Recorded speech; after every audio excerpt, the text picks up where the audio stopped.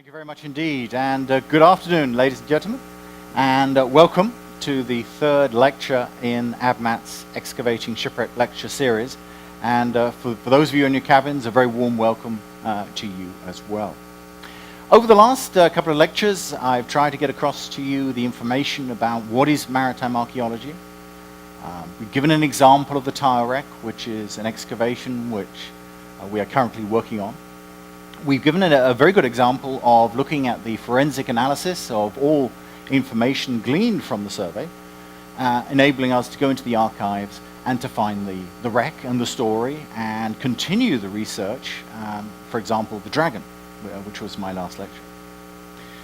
What we have now is one that goes a little bit further forward than that, in the sense that this was the first wreck that we identified, and we had to identify it from the clues. We also put forward a wrecking process. Now, a wrecking process is really a combination of analyzing the scientific information that enables us to work out where did it leave the surface, we know where it is now, when, how, what happened to the shipwreck to make it a wreck. I mean, as I said in the first lecture, shipwrecks are not really meant to be in existence. The ships are meant to go from A to B. It's only when disaster strikes that we actually get a shipwreck.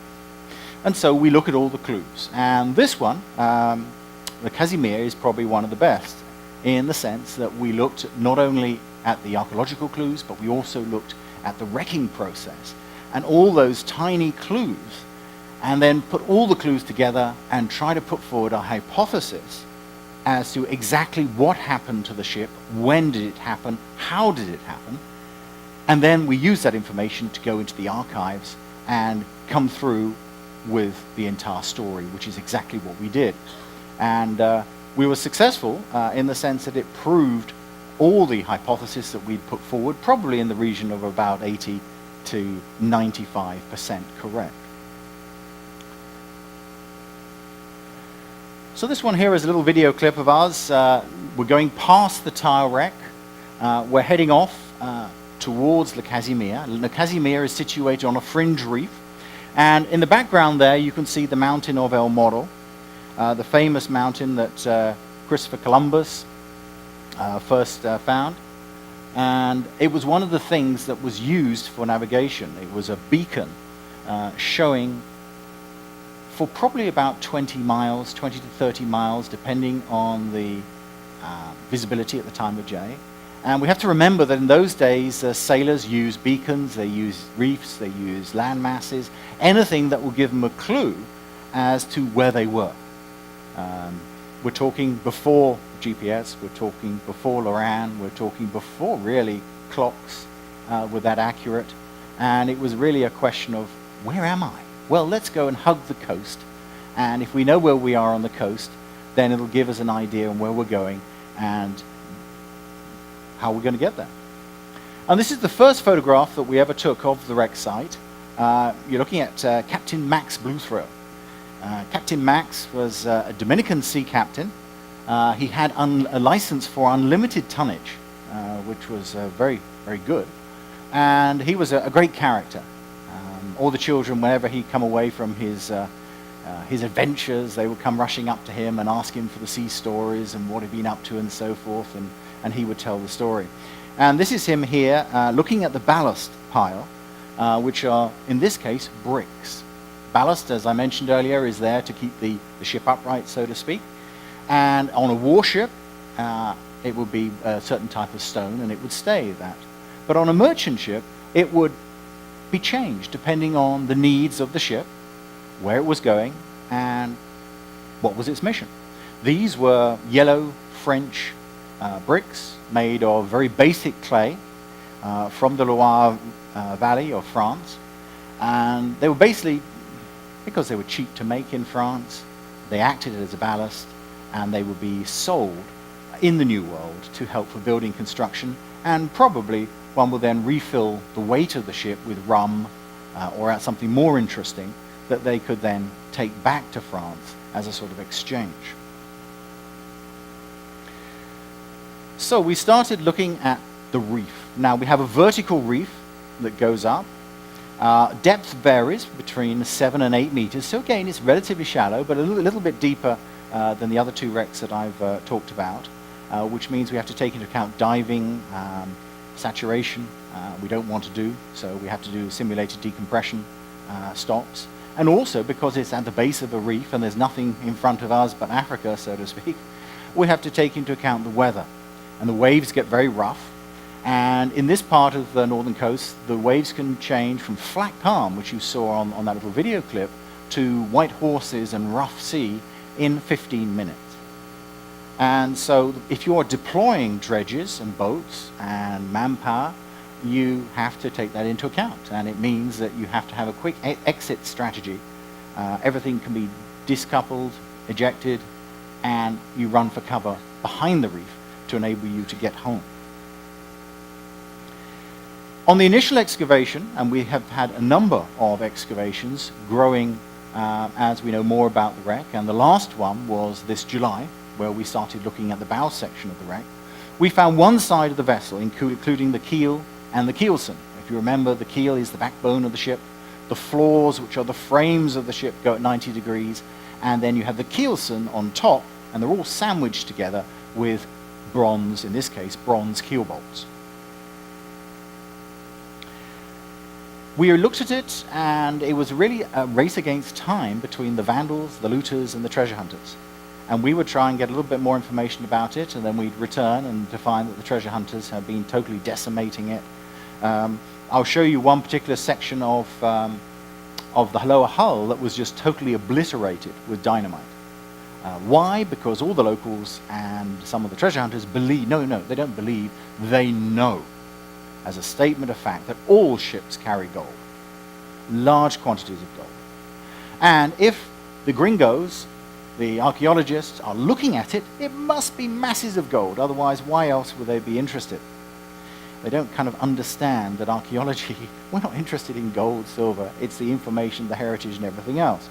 Sufficient to say that we did have a lot of challenges with this site. What we try to do is design a program that enables students to get first-hand experience. That's the most important thing. The problem we have with the universities today is that they're run by the bean counters generally, and when it comes to field work, it's something that is downsized, downscaled, and doesn't really give them experience, which is what they need. It's the same with any profession. If you want to get a job, you should have experience. Well, the problem we have is, as marine archaeologists, that have got a nice piece of paper on the wall, but they have no experience. And so when a client or a boss gives them a very expensive piece of equipment, the boss gets a little bit worried if they haven't got familiarity with that type of electronics. And the survey methodology that we have enabled us to answer the specific research questions that we had, such as, what can we learn from the artifacts? And this particular wreck, because it was high profile, because the looters were known about it and were attacking it, we had an archaeological protocol of every artifact that was found is recovered, with the exception, obviously, of the lower hull, the timbers, which I mentioned early on, and the exception of the ballast pile of bricks. So all the other clues that you'll see, we recovered and put into first aid conservation. And then every time we finish with it, we have to stabilize it and sandbag it in the hope that when we come back, it will be in the same sort of condition as actually seen. We only remove the artifacts, as I said, unless it's crucial for dating. They're measured, drawn, documented in site, and sometimes that can be a challenge because this particular site has what we call a lot of bottom currents, mal de fondo. And what it means is that we are moving like in a washing machine, and you're trying to draw and you're trying to measure, and you are moving all over the place. The tape measure's moving all over the place. The pens, if necessary, move all over the place. And so sometimes what we have to do is literally tie ourselves down to the grid, where we're working on a 1 square meter grid so that we will actually stay in one place. The artifacts, as I've said, will head off to the museums, and all the timbers are drawn and located. In fact, recently we put all the new timbers that we found into a computer program called Site Recorder, which is very, very good, and it enables us to map and to record on a layer-by-layer basis as we go through the stratigraphy of the shipwreck. So here we have one of the latest photographs of the wreck site. As you can see, the land is 2.5 miles away. What you may not be able to see is the reef, because at this time of the day, this is flat, as far as the wreck side is concerned. And that, of course, has a problem, because when they were sailing along the north coast, they'd have people on the bow looking out for the breakers, the noise, the surf that they could see to give them further clues as to when they were going to hit the reef. And this was one of the first sketches that we have. It's very, very simple, really. Here we have the center ballast pile. We have some timbers here. We have some more timbers there. All of this lot here was removed by the looters and treasure hunters, and this lot was dynamited. But we did find a copper alloy disc, which I'll show you later on. That's just what the photograph of the timbers. Again, there's no sort of big shipwreck with a skeleton man at the wheel, as Hollywood would like you to suggest. There's no bronze cannons piled up and gold bars piled up. Again, another myth of Hollywood. What we have here is a bronze nail. Now, some people say, well, what's the significance of a bronze nail? Well, a bronze nail is important because it gives us a dating, an indication as to when the ship was built, because bronze was only used at a later half of around about 1810, 1820, that sort of time frame when it comes to bolts which hold the ship together. If you remember from the Dragon, we were talking about wooden dowels, or what we call trunnels, which were used instead. And this was the first artifact that was found. It is a silver-plated copper alloy disc. It's black because of the chemical reaction with the silver and the salt water. And we have a drawing here which enables you to see a little bit better. It is on a screw thread, for a better description. We believe it was designed to put on a chest or something like that. Clearly, as you can see, it is very effeminate in the sense of flowers, roses, and nice things like that. So we thought, well, okay, well, this is interesting. Possibly a lady was on board the ship. Possibly this was part of her personal possessions and so forth. Either way, somebody has spent a lot of time and quality in producing that. We then found the windlass, which is the winch on the bow of the ship that is used to raise the anchor.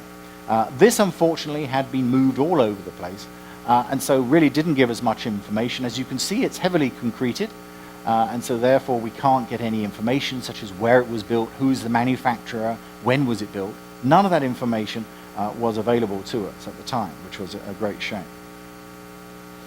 One of the things we did start finding was lead crystal perfume bottles. Now, this was a bit of a surprise, and I remember the first dive that we found them.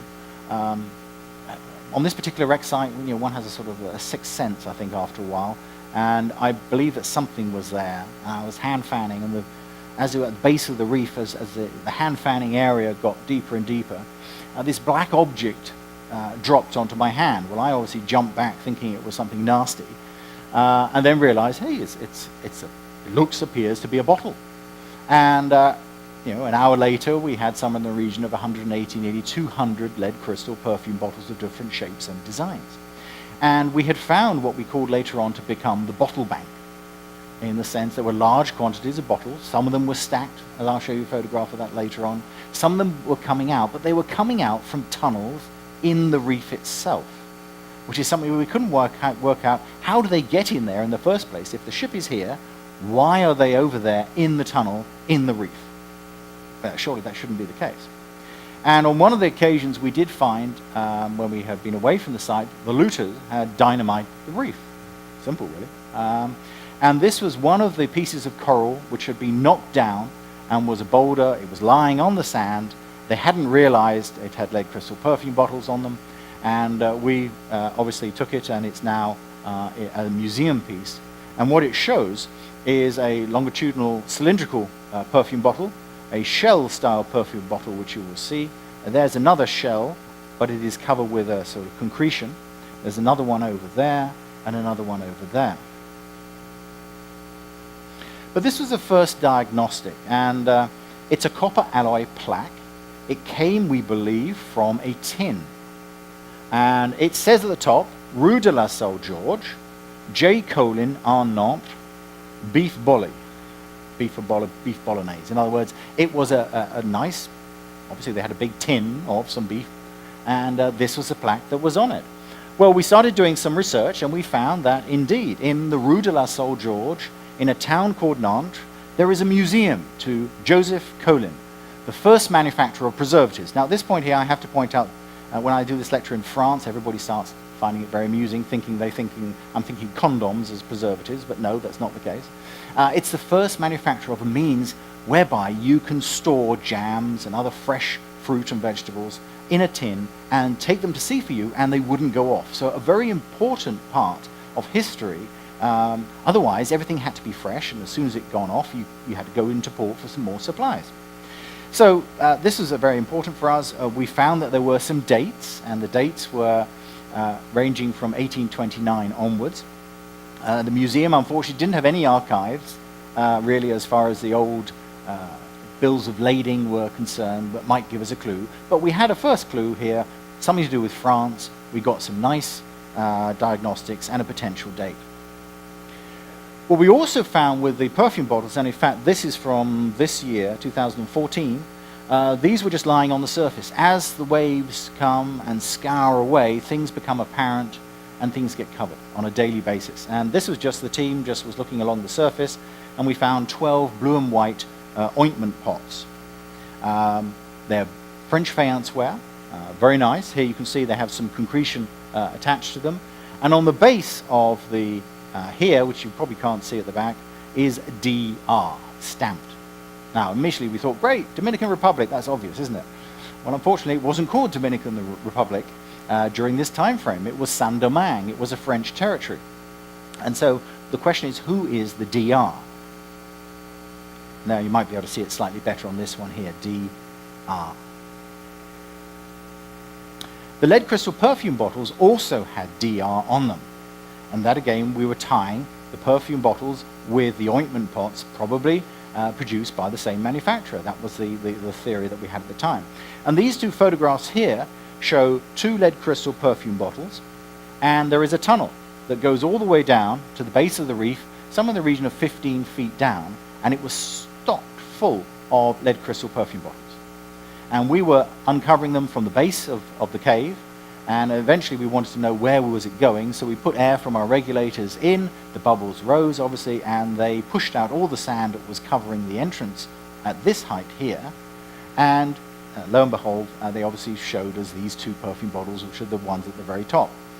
Well, it was getting late, it was Friday, around about midday, we knew the winds were coming up, and so we left the site, we put the site to bed, so to speak, on the basis that we would return on Monday morning. Big mistake, we returned Monday morning and those two perfume bottles were nowhere to be seen. They had been liberated on behalf of the looters and treasure hunters, much to our chagrin. Here we have some more artifacts. Again, if you imagine layer by layer, we are uncovering the wreck site. And here we have some interesting things here. This one I've already shown you in the first lecture. This one here is a whiskey tumbler. For those of you who like drinking whiskey, this is a particularly nice one. It's a very generous size. Unfortunately, it's black as a result of the made lead crystal, in the sense they were made of lead crystal. We had it analyzed by the Louvre research team and their atomic energy center. We used algae, which was a neutron blaster, down in the Louvre, 11 stories down. And it confirmed it was about 75% lead. So forget having problems about drinking too much whiskey in those days. You were more than likely to get lead poisoning. We also have here is a wooden pulley wheel from a block and tackle. And we have some other things here. For example, this is the matrix of the seabed, which in this case here is broken coral rubble, which was useful because it gives us a further clue later on.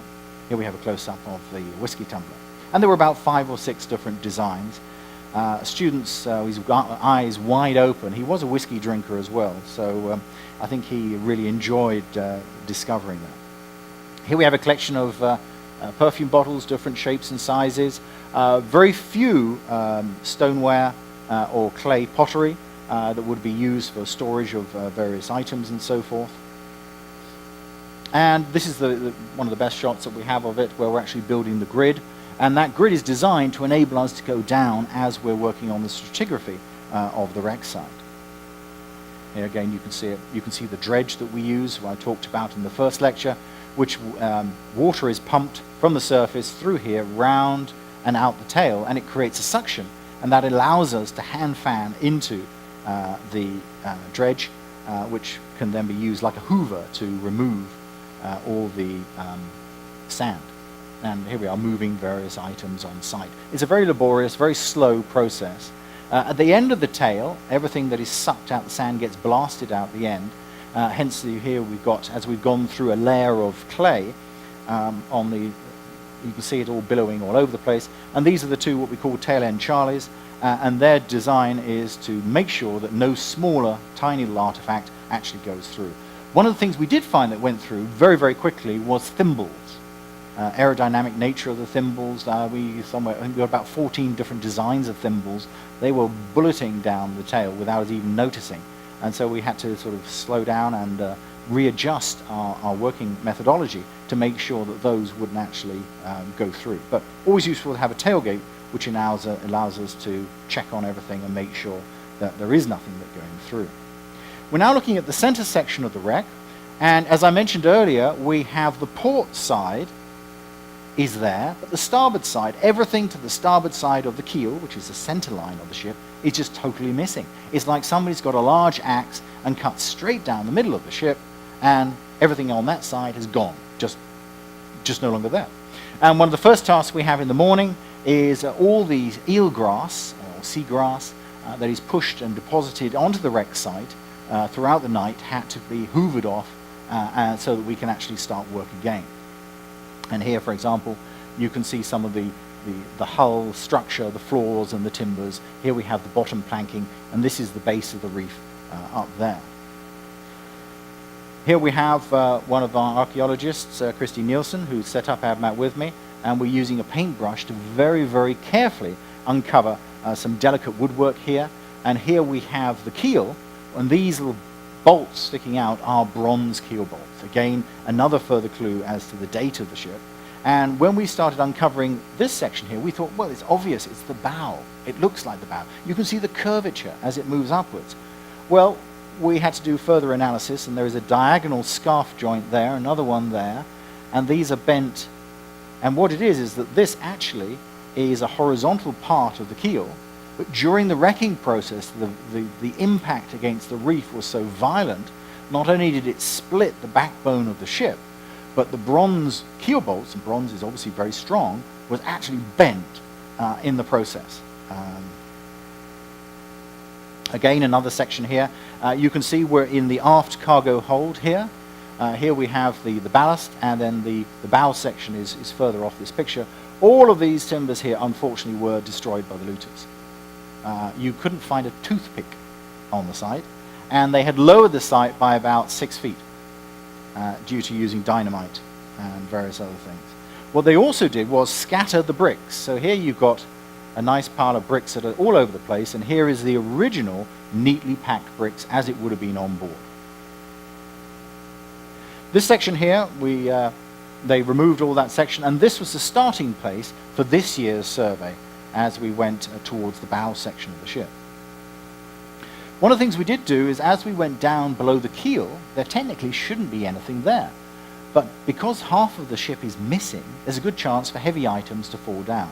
And so we started burrowing down underneath the keel very carefully, and not only did that give us further clues, we found that at the bottom of the keel here, the keelson was supposedly up here. The bottom of the keel and the sacrificial planking had been eaten away. It had been ground down. And you can see here we have a groove, which is what we call the rabbit. And the first planking of the hull, we call the garboard straight, slots into that groove quite nicely. So we're literally looking at a cross-section of the hull. And as we went down and down, we started finding lead, a little bit of lead crystal. We also started finding silver coins. On one particular ledge here on the reef, we thought we had a large section of perfume bottles. Here you can see 2 British Army divers as they're making sure that there's nothing. We're down to coral here. And I had a theory that there actually were a lot more down there. And we took it down to the next level off the reef, and there they were, lead crystal perfume bottles, all stacked in beautiful arrangement. We also found that they were stacked in this stratigraphy, which meant that they must have been falling at the same time as all the coral rubble, because they're packed in different positions by coral rubble. It's not as if they're in a box. So that gives information that they must have come out of a hole in the side of the ship, started falling at the same time as the ship was bashing against the side of the reef, and broken coral rubble was also mixing together with the lead crystal perfume bottles. That's just a small bag of perfume bottles that we collected in about 45 minutes. One of the things the students have to do is document to record all that we find, and here they are painstakingly going through them. And we start getting onto the different types of perfume bottle. This one here is the scallop style perfume bottle. It's blown into a mold. As you can see, there is a shell here, and on the base it says D and R. It would have had a cork stopper. One of them we found intact with its cork stopper, and we sent to Michigan State University, who confirmed that it was an amber-based perfume, which was very, very good information for us. And here you can see the drawing, and you can see the DR at the back of it. This is another one. It's called the Starburst. It's a barrel-shaped bottle, lead crystal. You can see that there is a starburst, and inside the starburst there is a D and an R inside the D. And there we have a drawing of that. On the back, we believe there would have been a sort of designer's label or something like that that would have gone into that area there. And it had a bigger brother. Just to be nice, a slight different design as far as the starburst, but the same principles of DR put in there as well. And this is the back. And you can actually see the bubbles in the lead crystal, which lead crystal is obviously much thicker than glass, and here it just wasn't made as efficiently as it would have been today. We also found gentlemen's what we call cologne bottles. Now these were rather special, but in a sense it has no DR on it, but it does have that lovely brown coloration. And that is a result of a second layer of glass being inserted and spun to cover the inside of the bottle, to act as a protector of the contents of the bottle. It's a bit like in some chemist shops, or where you might buy perfume in the high street, where it's sunny, they have a yellow blind that comes down to protect the contents. Well, the same principle, but this is the first time it's ever been recorded whereby they would deliberately put a micro layer of glass in there to act as a protector for the contents of the bottle. This one was rather crafty. It's clear glass, so we assume there must have had a color to the perfume or cologne. But the key point here, it has a conical pontiff in the center. Now, that we believe served two purposes. One, during the voyage, it would not allow anything to stabilize in the bottom of the bottle. It would shake it around. And we thought that that was it. Obvious, logical, people want to buy it, they want to have it in good condition. But we also found another one, that at the base there, it had a flap of glass over the bottom. So in other words, you wouldn't know that you were only getting 3/4 of a full bottle until you bought it and gone halfway through it, and you'd realize you'd been conned. I don't know what health and safety or trading standards would make of that these days, but in those days they could get away with it. And you could see you're missing quite a large section of the contents of that bottle. Here we have the what I would call the upright one. Again, it's got DR on the base of this. This would have had a wide cork and cord that would go around the neck, holding the contents of the liquid intact. These ones here, we had 2 or 3 different designs on the same hexagonal bottle. Some were made of glass, some of them were made of lead crystal, and some of them, as you can see this one, were blown into a mold, very old, very crude, but nevertheless efficient. We also found different sizes of lead crystals. Some of them have been blackened, some of them had not been. Most of them, the corks had no longer survived, which is a great pity, because we would have liked to do some nice analysis of the perfumes. These are rather fun. They are bronze nails for the ship. They were found in the bosun's store, and it is like a rolling of bronze, which has been cut at one end, and at the other end they have sharpened it to create a feathered point that would go into the timber and stay there, and at the other end they would hammer it to create a flat nail head. This one again is rather fun, a bit of ship's construction. Here we have, which you'll see in the next one, so I won't go too much on this one, but it is a round block, and what it is this thing here. It is a deadeye. It's used for the rigging of the ship. It had an iron band around it. On the front, We have a rope thimble and some other part of rigging. It was found in the bosun's store, but when we flipped it over on the other side, there were 3 silver coins that had stuck themselves to the concretion. This one here is a marble ruler that possibly would have been used for drawing lines on the chart. Here we have a rather fun piece. It's a chronometer's, or what we believe to be a chronometer's glass lens, like a giant watch. And here we have the face of the window of the watch. I found it quite fascinating, the fact that it had survived, bearing in mind that dynamite had been used on the wreck and a lot of people mucking around over the time period.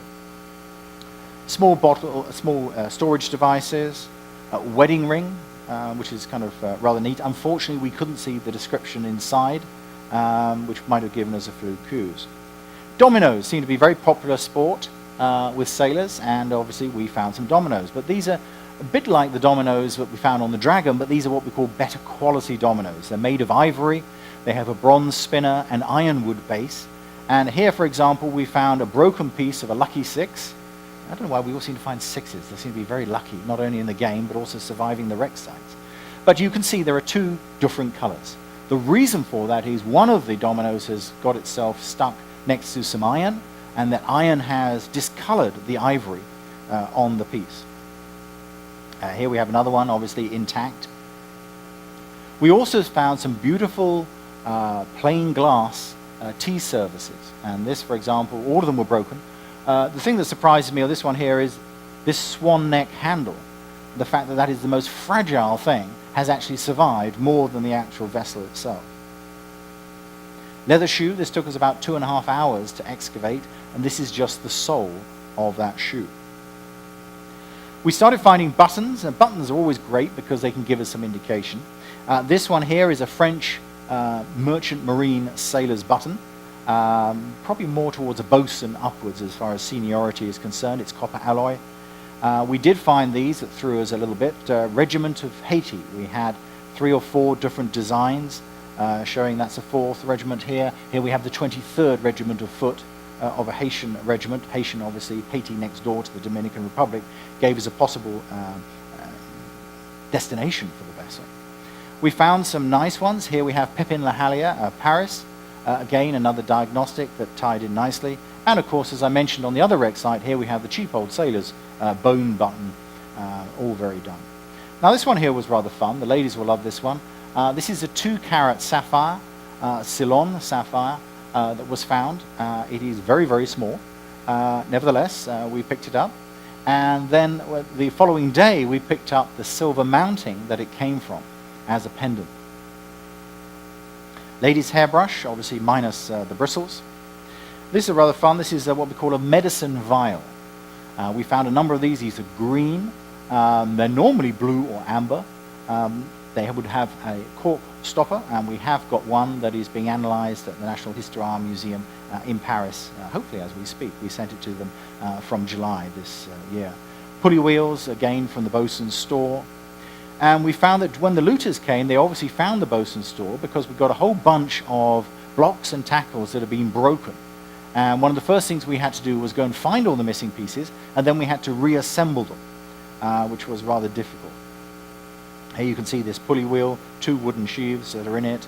The outsides were broken and they had to be totally reassembled. Right, this is what a silver coin looks like underwater. It doesn't shine like Hollywood. Silver obviously oxidizes, it reacts to the seawater, and anything that is attached to it will begin to form a concretion, a silver oxide concretion, and it will basically stick to it. And in this case here, it was in sand, and as you can see, the sand has stuck to it. And we started to find a fair number of these, and they're all the same size. And when we cleaned them up, we found that they were silver coins, and they dated from 1820s, and they gave us a good diagnostic clue, because clearly the ship could not have sunk before the coin was actually made. But we were more intrigued as to why all of them were exactly the same. This is not the ship's pay. The crew would not have had these. They were expensive at the time period. So what were they on board? And we found a fair number of them. Here I talked about the thimbles. This just gives you an idea of what a thimble looks like when it's in concretion. And here we have one of the government inspectors coming out to have a good time, which is good. We show him around. He's been in the commission now for about 30 years, protecting the Dominican Republic's patrimony. And as he was coming, we knew there was a nice bronze iron spike that was left in a certain location, and he would have the honor of excavating it. However, of course, Murphy's Law always applies when you're underwater. We couldn't find the thing at all. The sands had covered it up and totally shifted it up. And in the area where we thought the bronze bolt would have been, he found 3 silver coins. So he was very happy. I said fish are friends, and that applies to this site here. They come, they're curious, they want to know what you're doing. You're uncovering the seabed, so they think they're going to find you food. The only problem is occasionally they do want to stay in front of the camera, and they do keep swimming. Here, for example, we are uncovering a lead crystal goblet that probably would have taken about 1/3 of a bottle of wine. Here we have another one. Unfortunately, all of them have been broken, more than likely by the looters. It's black as a result of the lead crystal, the same as the whiskey tumblers. And here you can see the big flat, you're only seeing half of it, the rest of it has yet to be uncovered. And you can see the stem, and you can see the bottom of the bowl of the glass. We also found some champagne-style glasses, again of lead crystal. And there you can see it while it's being documented. They were acid etched to create a pattern and design on them. And this is one of the bases of the goblets that I was talking about. Gives you an idea of the size. These were fairly heavy, chunky glasses. That's before you put the wine in them. Again, the black is the lead oxide that's coming off. Unfortunately, this is what happens when you have people attacking the wreck site. Very few items are actually left intact, which is a great shame. Here we have another design of a whiskey tumbler. Beautiful star-cut base. Another one of the medicine vials. So, as we started moving towards the center section of the shipwreck site, here we found this curved concretion. And we were wondering what on earth it was, and obviously now you can see it from this photograph. It makes it a lot easier. You can also see from the other one that what we actually have here is the reserve anchor that would have been in the hold next door to the bosun's store. And here you can see some of the bosun's bits and pieces that have got concreted to it. And it's a fairly large fisherman's style of anchor with and of course it had never been deployed. Well, that gives us further clues that the wreck happened so quickly they didn't have time to deploy the reserve anchor. They must have deployed the first 2 anchors, which would have been hanging either side of the bow, and that clearly didn't do them much good at all. But they didn't have time for the 3rd one. More pulley wheels in between the floors and the futtocks. Some of the glassware had beautiful acid etch. Here we have some flower motif designs. Here we have another interesting swirly pattern, which was rather exciting because we started finding it on these. Here we have a whiskey decanter, for a better description. It's square-sided. And as we were drawing it, the archaeologist was drawing it, obviously in the sunshine, the water that was around it got a little bit dry, and he started noticing that when the water had gone, you could actually see the etching that had been beautifully done. Now, there was a possibility that it was then painted with gilt, but we cannot confirm that. Either way, the patterns and design matched. And we started finding the lead crystal stoppers that actually were blown specifically for each of the bottles. This is the days before mechanization. Everything was done to fit perfectly. Now, this one here is quite fun because this one was found on a wreck 100 years earlier. So the question we have is, are the ones that we have the same design, French design, that has been around for 100 years, which I find a little bit incredible, or possibly did we have some artifacts that the captain or crew might have had in their own personal possessions? We had a couple of hurricanes that went past us. This does a lot of damage to the wreck site. Nowadays we get more warning. But when we did this one here in the 2000 excavation, we had very little warning at all. You can see the hull is still there. The grid is in pieces, but is still in situ, which is great news. It does do a little bit of damage. Here you can see the top of the anchor, where a lot of rubble has fallen from the reef and has gone into it. Here you can see where the anchor chain would have been deployed. Some of the plankings became loose. And it's just one of those unfortunate things. We have to watch out for the weather, and when it comes, we have to get out. And the wreck, unfortunately, is secondary purely because we don't have the time to actually cover it up in such short space of time. This one here is a bronze keel bolt. I mentioned to you earlier the fact that they have been bent. Well, this one here you can see has almost been bent at 90 degrees, which shows tremendous force in the wrecking process. Here we have what we call octagonal bracing. There was a whole series of them, as I'll show you an illustration later on. This is an interesting one. This one was out of place and threw us a little bit. It is a gilt-covered gunnery officer's button for the Royal Navy. Here we have the English anchor, which is different from the French anchor, and you have two cannons either side denouncing the chap's credence and his rank. We believe that they were lost probably in the Channel Islands when somebody came on board the vessel. There's no other way that it could have got there otherwise. We also looked at the thimbles. These are after conservation. You'll find that they have been gilded, basically a sort of layer of silver and gold put on them, all sort of different sizes. Some of them must have been for children because they are far too small for an adult's hand.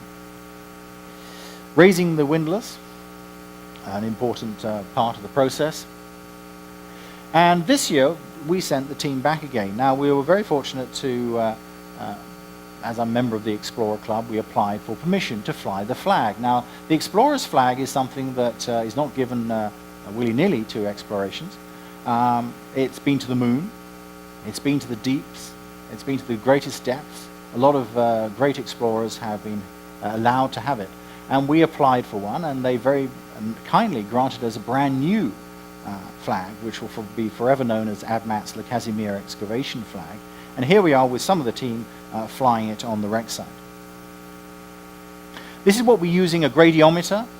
We're going through the reef now. We're trying to pinpoint iron objects. Now, in this time period, we've got a lot of bronze, we've got copper sheeting, and so iron is probably less so than the tile wreck or the Dragon, but nevertheless, we're looking for clues. Here you can see the new grid in the bow section where we were working in July. So, we're looking at the process of putting everything together and how did it all occur?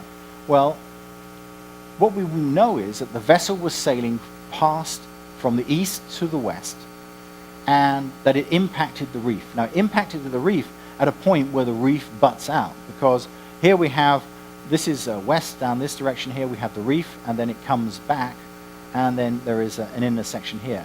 And we know that she clipped this reef here, probably at night. That was a hypothesis, because otherwise they would see the great big waves and, over the reef. She more than likely lost her rudder, and she then impacted head first on this section of the reef here. And we reckon it bounced probably once or twice. Every time it was bouncing, it was carving a ledge on the side of the reef, which we were following.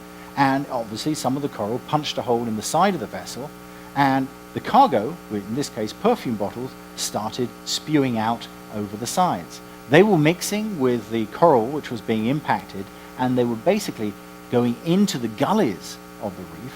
The coral was going on top, sealing them off to make a tunnel. And that's why we found the lead crystal bottles so high up the reef in the tunnel. We reckon she broke her back, and then she sunk in its existing location. So all of this was mapped out, we looked at it, we then sent the research team into the archives, and about a year and a half later, they managed to find the name of the vessel. They managed to find the date, the story behind it. This is an article of the Journal de la Havre on the 4th of July, 1829, basically telling that the Casimir, a merchant ship, was lost on the north coast of what is now the Dominican Republic, and that all of the crew and passengers were saved. We then started looking further afield, and this one here, Louis Savage, was a journalist and a researcher of the time period, and he managed to get some sponsorship to put forward a board of inquiry into the ship's construction. Because what he found was that the carpenter who built the ship, or the shipwright, had built 5 sister ships, and all 5 sister ships have been lost on the maiden voyages. 1 to the Caribbean, and the other 4 were going from Le Havre through the Straits of Gibraltar, and they were supposed to go to Marseille, but they never arrived. So the question we had was, what information does this historic document give us as far as the evidence? And they were questioning not only the ship's construction, they were questioning the design of the rudder. They were questioning whether this had been basically like a Friday ship, whereby all the workers want to go home for the weekend, and they're just very ramshackly putting the trunnels and treenails together. And when we were underwater in July this year, this is exactly what we found. We were uncovering, we weren't finding artifacts, but we were proving a document that was created in 1830 on the basis of their research. No real hard evidence because they didn't have the wreck. We had the wreck that had the evidence that backed it all up. We also found the certificate of registration. This ship is 156 tons. It's not a very long vessel, and it was not armed at all. And then we found the ship's plan, which really helped us when we're doing the excavation. So here, for example, we have the bricks that we showed you earlier. We're now looking at this section of the wreck here. We haven't got as far as this section here. And we know that the captain's cabin and the silver coins were there. And it does have a weird design of rudder, which is quite fascinating for us to analyze. We know that she was 67 feet long, so really a tiny little vessel.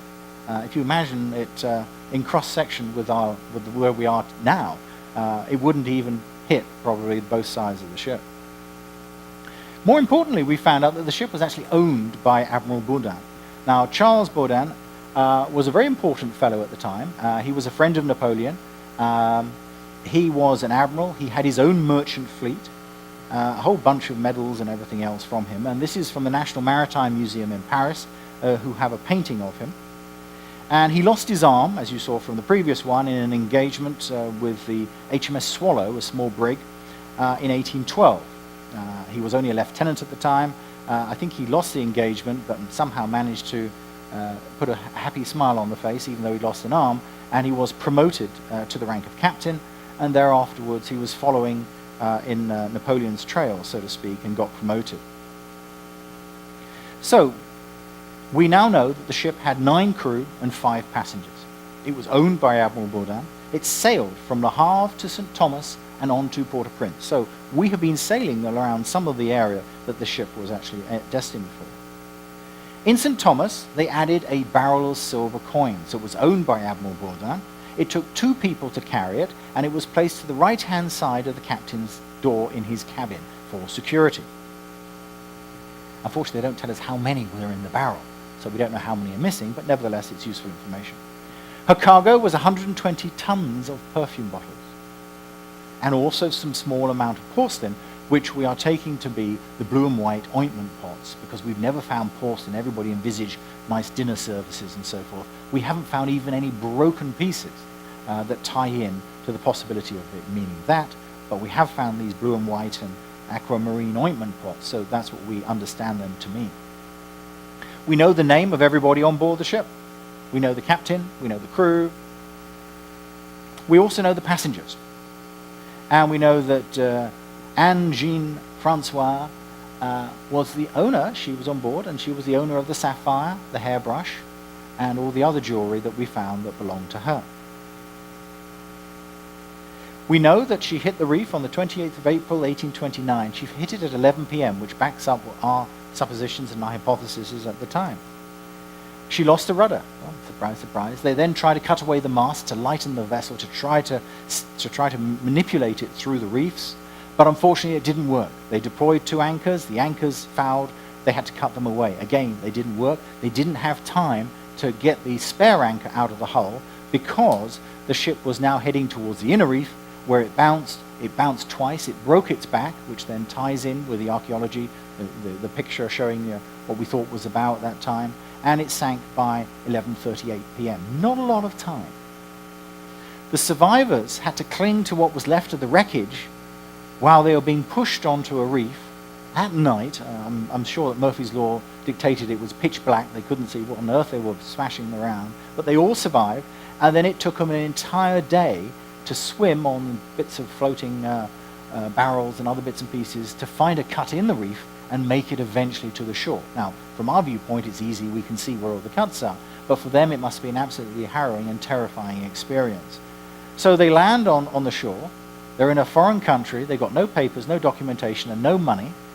And then, I haven't quite worked this one out yet, they find a 7-pound silver cross from a previous Spanish shipwreck. Luck was obviously moving towards their side. So the captain cut it up into equal pieces so that everybody would have a piece of money that would enable them to buy what they had to do. So they get into Monte Cristi, they report the sinking to the French prefect who was in charge.